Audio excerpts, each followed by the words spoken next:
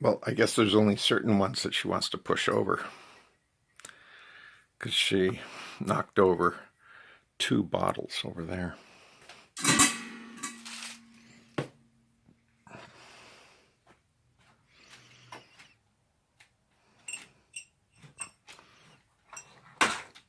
That's what she likes to do.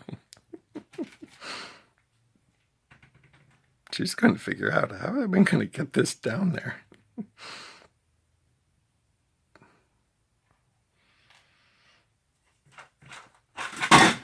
There she goes.